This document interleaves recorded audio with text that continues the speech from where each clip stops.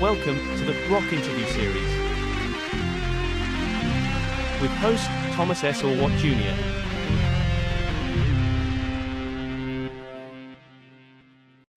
Welcome to episode number 48 of the Rock Interview Series. I'm Thomas Orwatt Jr. It is May 11th, 2022, and for this feature I have Bobby Amaru, singer-songwriter of the hard rock band Saliva, as my guest. Amaru joined Saliva in 2012, and since then has been a big part of the band's success with his powerful vocals, great stage presence, and songwriting skills.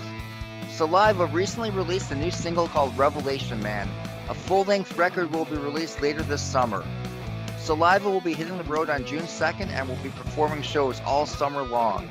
During the following interview, Amaru discusses the future plans of Saliva, the past history of the band, and much more. So here he is, Bobby Amaru. Hey everyone, welcome to another episode of the Rock Interview Series. Today we have a great special for you.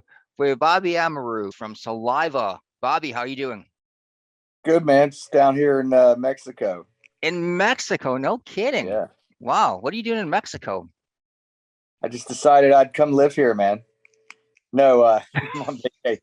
Just a little mini vacation. Nice. My wife is 7 months pregnant, and she just said, "Hey, I want to go to Mexico one last time before I can't go for 18 years." So yeah. My wife's been like bugging me to go there, and I'm worried that if I step foot in Mexico, I'd probably get shot like immediately. It just seems like a dangerous spot. It's really not. It's very, very, very cool, man. Especially in the tourist parts. Mm-hmm. It's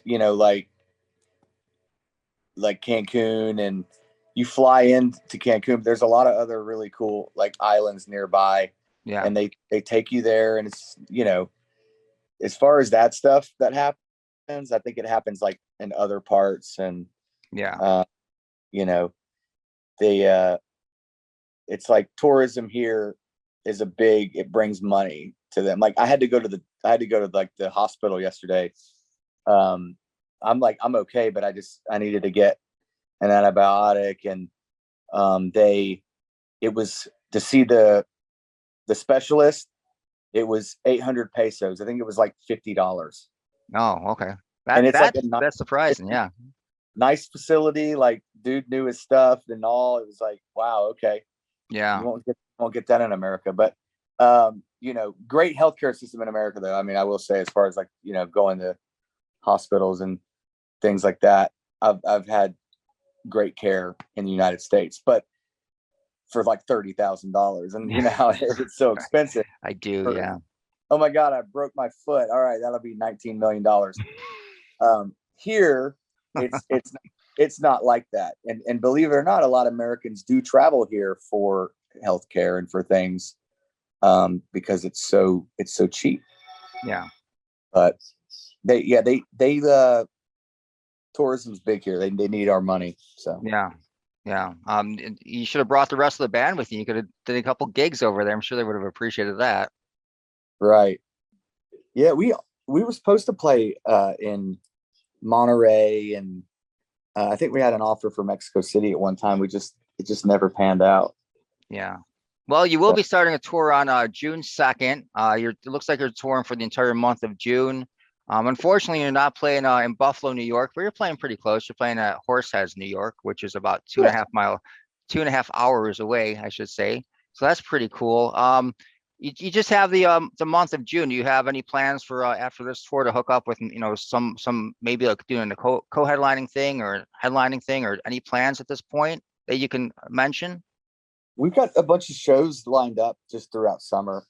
We're doing like Alaska and some other really cool spots, as well as just a lot of the summer, like, fair festival stuff. And we're going to focus on getting the record out. Once we get the record released, which will be hopefully late summer, early fall, we'll tie in some stuff around that, maybe do some co-headlining stuff and some other packages. But we've got a pretty good bit of shows on the books. Yeah. So we'll see what happens. Yeah. Revelation Man is the new single that you put out. You have a video for it as well. Great track. Tell me about the rest of the record. We're about to put out another single that's supposed to drop. I think like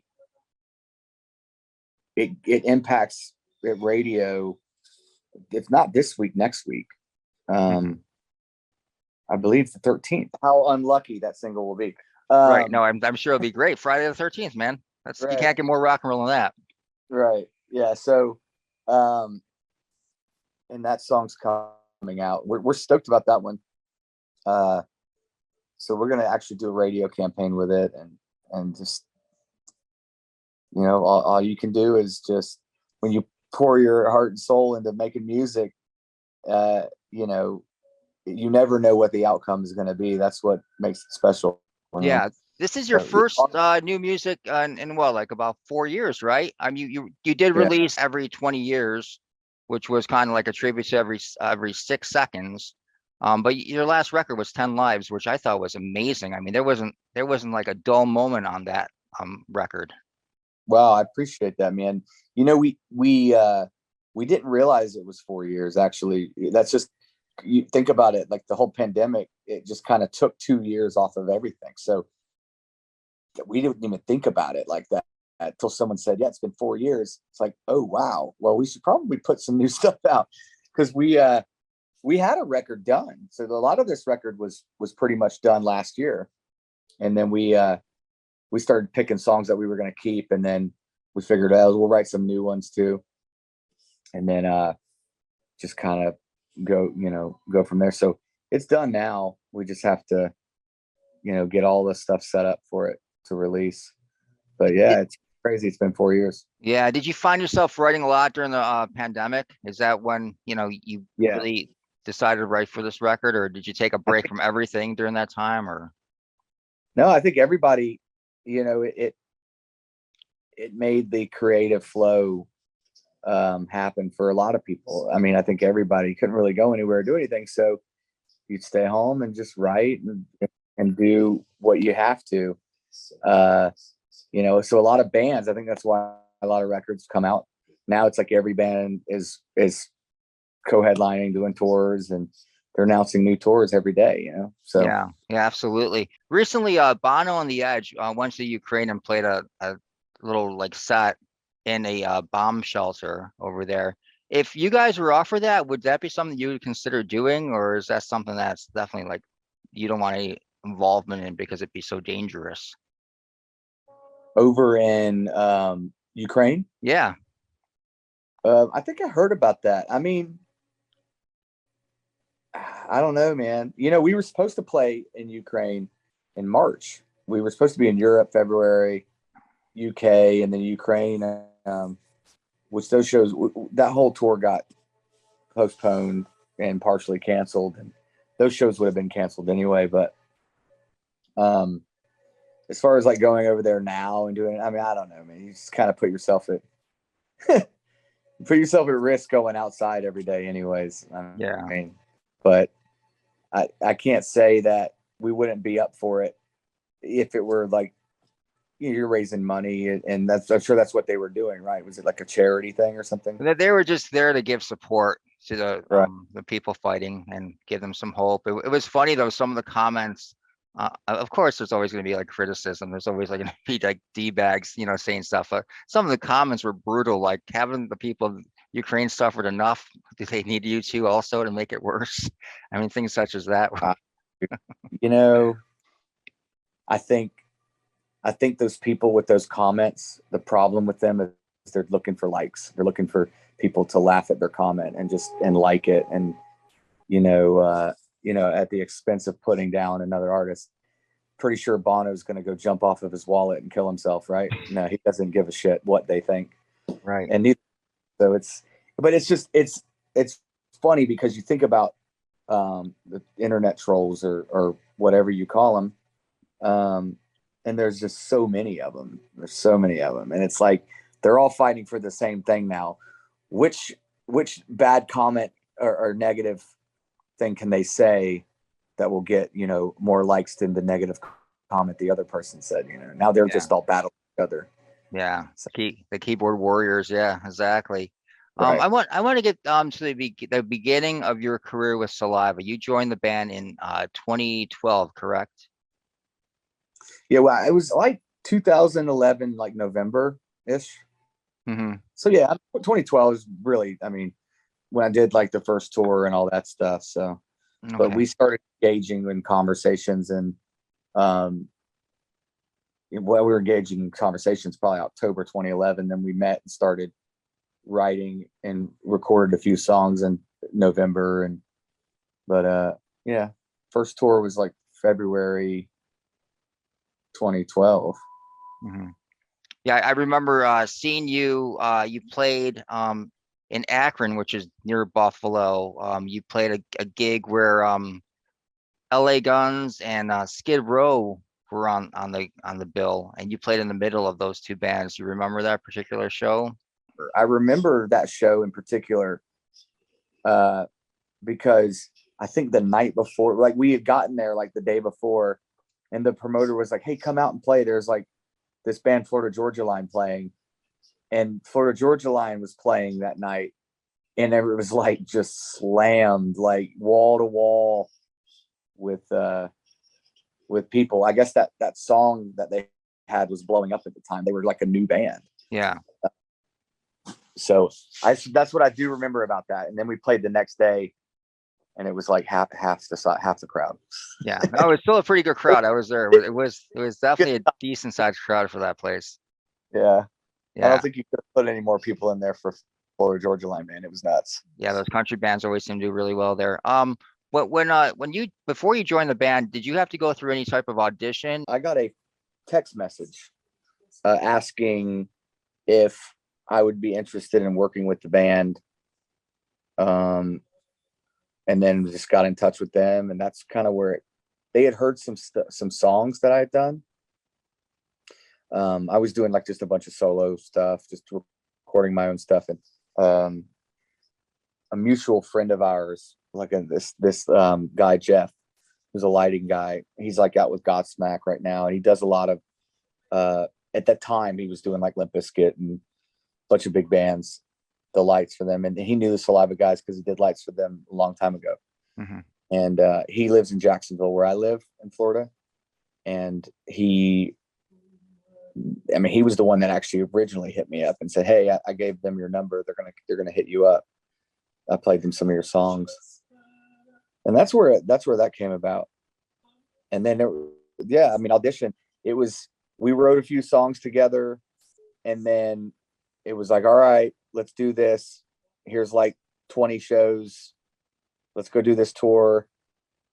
And then I was like, all right, cool. Let's rehearse. And then we get to Memphis to rehearse the night before the first show.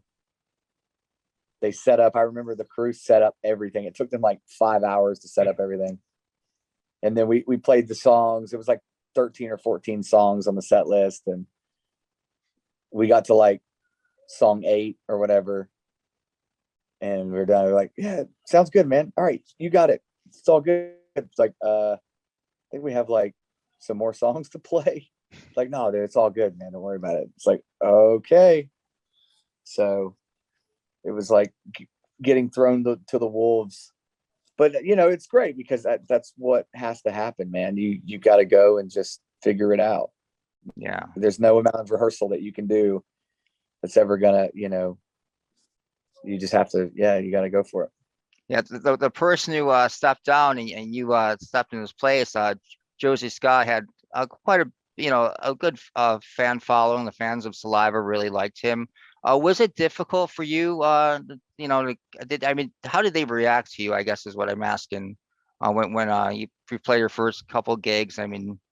Yeah, I think it's like you always get mixed feelings, but I think it's more positive than it was negative. And a lot of that has to do with me having to go out and prove it, and you have to go out and kill it every night. And otherwise, people they want to rip you. They're there to want to rip you apart, and you have to basically prove them otherwise, man. And as far as like all the stuff that Saliva did. I respect all of that. I respect Josie. I mean, everything that, you know, from the beginning, all those songs. I mean, those songs are why, you know, the band is able to still do stuff today, you know. And so I wanted to do the songs justice for the fans. And, you know, I think that it's like marriages. Sometimes people just grow apart, man, and they have to go this way and go this way, but they want to try something different. And you know, it's no hard feelings. It just, you know, I think the band wanted to continue on, and I think he wanted to just be at home and do family stuff. Yeah. So, and that's what happened. What was the frame of the mind of the band at that time? I mean, were they, you know, were they down, or were they excited about the future with you? Do they, you know, want to really, you know, collaborate with you and put together a kick-ass record to show everybody that, hey, you know, we're still around? I mean, yeah, I think with any change like that, a band is usually looking for something like a new, like a kick in the ass, or like a adrenaline shot, you know, that kind of thing, just to kind of get the engine going again. I think at the end of the decade of the band, you know, right before he quit, I think they had like had one more record that they had to do for Island, for the label, and they did it, but I don't really think anybody's heads were in it, or did they really care. I think they all knew it was going to end. You know, that era of Saliva, based on what I've been told. And yeah, I think and I don't think it was nothing negative at all. I mean, I think they all just knew, like, I think he had let them know they had done something in South Korea, I believe, for the troops. And I think he had let them know there that was it for him. He was just going to go do family stuff. And so they didn't know what they were going to do. They thought that it was over, and they were just going to clean out their storage, and that would be the end of it. And I think that's when they started tossing around some names. And Paul, the drummer, was one of the ones that I think had me and maybe another guy or so on the radar. I'm not sure. Were there any moments, you know, after you joined them that you thought to yourself, man, what did I get myself into? Oh, dude, absolutely. Yeah. Yeah, because there was a lot of, I mean, and like, I'm not disrespecting this. This facts. This is the facts. There was a lot of drama, just a lot of drama that happened. I mean, there were radio stations that just wanted nothing to do with us. There were promoters that wanted nothing to do with us. Like, it was bad. And then you start hearing the stories as to why and things, and like, was it me? Like, what is it? And no, it wasn't really that. It was just, you know, the way things were mismanaged or whatever prior. And, you know, I think everybody has those stories, man, you know, and things don't always go as planned. But so it's been like almost like a rebuilding ever since, you know. And so I started learning a lot of that stuff of like, oh wow, okay, well, how do we like maybe make it up to that person, you know? It's, you know, like, you don't want one of the biggest PDs and the program directors in all of rock hating you, you know. So how do we make it right, you know? And we did a lot of that. We did do a lot of that stuff, and just tried to do the right thing and just keep it positive, man. Keep a positive thing. Yeah, I remember right around the time that Josie left. I mean, I kind of thought to myself, you know, I mean, I wasn't a diehard Saliva fan, but I was more than a casual fan. I mean, they were on my radar, and I kind of felt that, you know, they were a band that were kind of like on their last legs. I mean, it was very obvious. I mean, even to someone like myself. And I think that at that point, that was really the only thing they could do to, you know, survive, to keep the band going, was to get some new blood into the band. And I think that they made obviously a great choice with you. I mean, you brought energy into it, like you said. We went and you like try to like clean things up, fix things up with repair relationships that may have been gone wrong over the years. And I think you're the perfect person for it. Then after you joined, you guys did release a record, but that record was soon kind of like just disappeared, and you guys had to like re-record or re-release the songs again on a follow-up record called Rise Up. What happened? What happened with all that? That was a situation where I had came into the band, and we had a couple offers to do a record, and then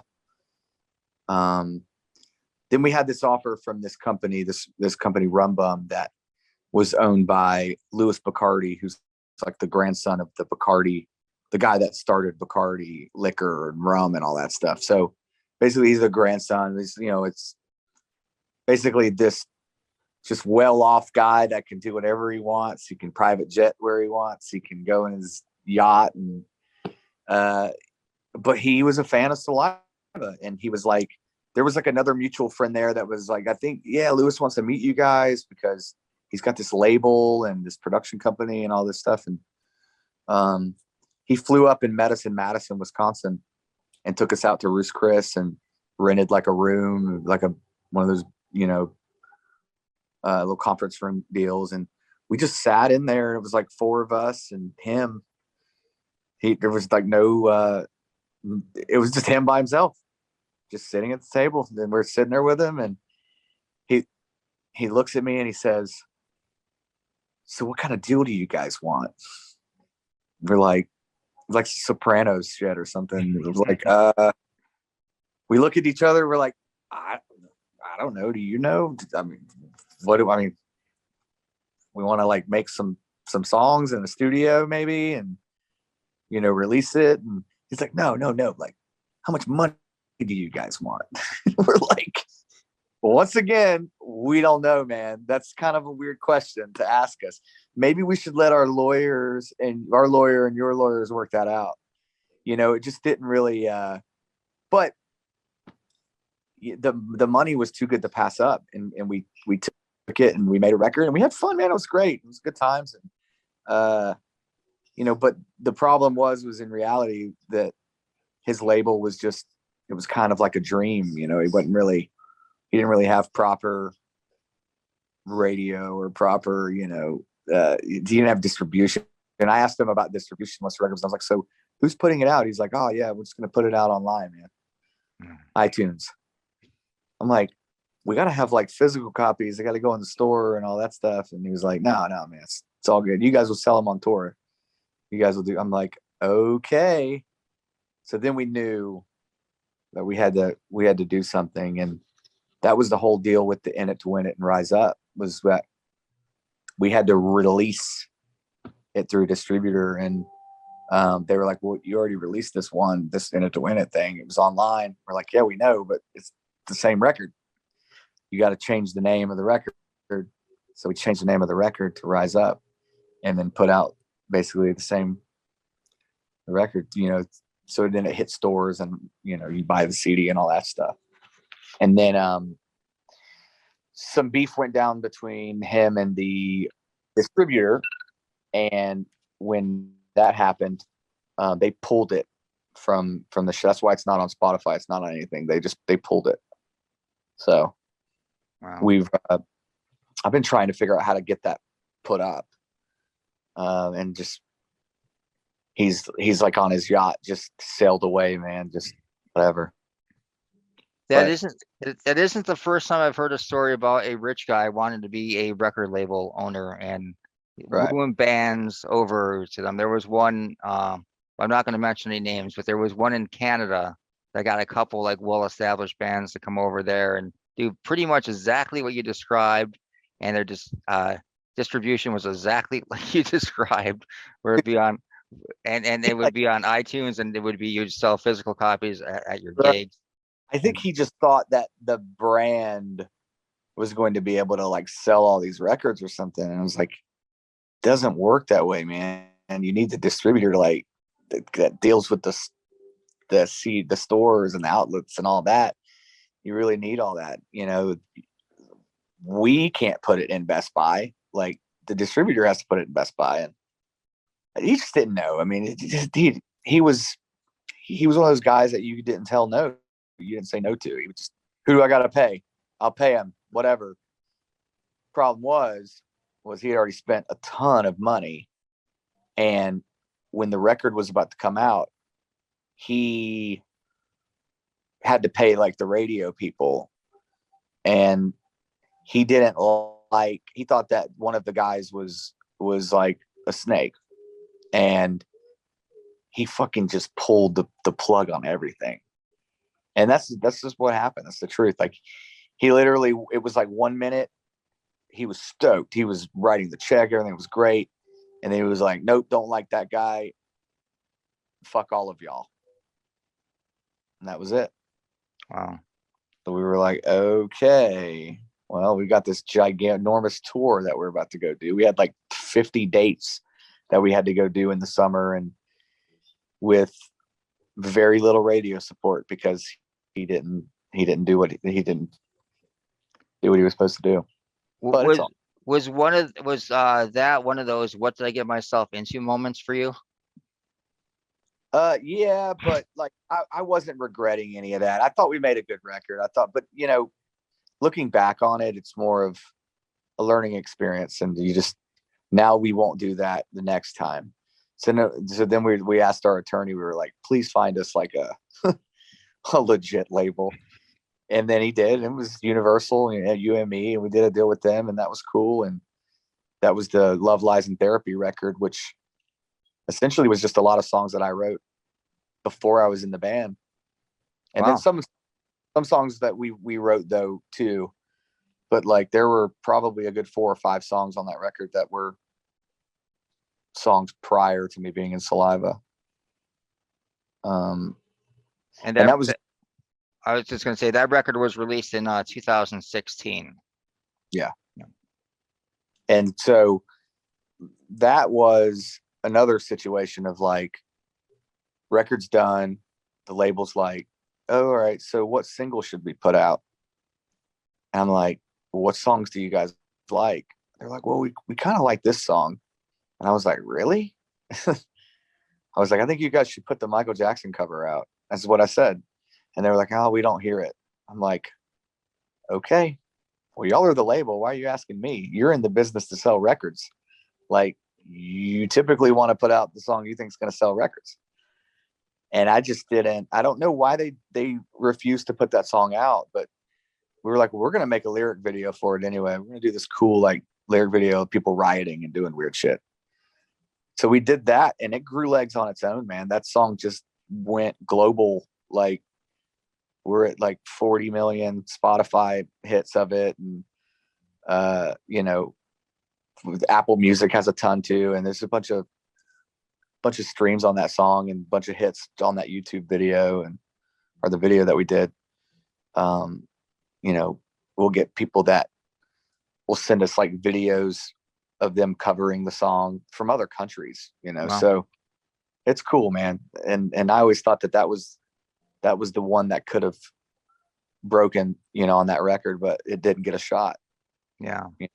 So, yeah. Well, you have a brand new record that's going to be coming out soon. So I'm sure you're going to have a lot of shots on that. If it's anything like your last one, I think it's going to be just amazing. I can't wait to hear it. Yeah, man. Thanks. We're stoked, man. I know it's been 4 years, but we're excited about this record. We're excited about the single coming out, and we're just stoked to get out and play music again. Play live, and it's gonna be cool. Yeah. Last question I want to ask you, Bobby, is the Josie Scott coming back to the band thing keeps coming up like every now and then. I mean, just recently there was rumors that he was gonna rejoin the band and you guys were going to tour together or that. I mean, does that bother you at all to keep hearing that? I mean, you've done so much with the band, and you've really established yourself as the frontman of the current Saliva. You pretty much resurrected the band. Does it kind of like bother you that that's even comes up anymore?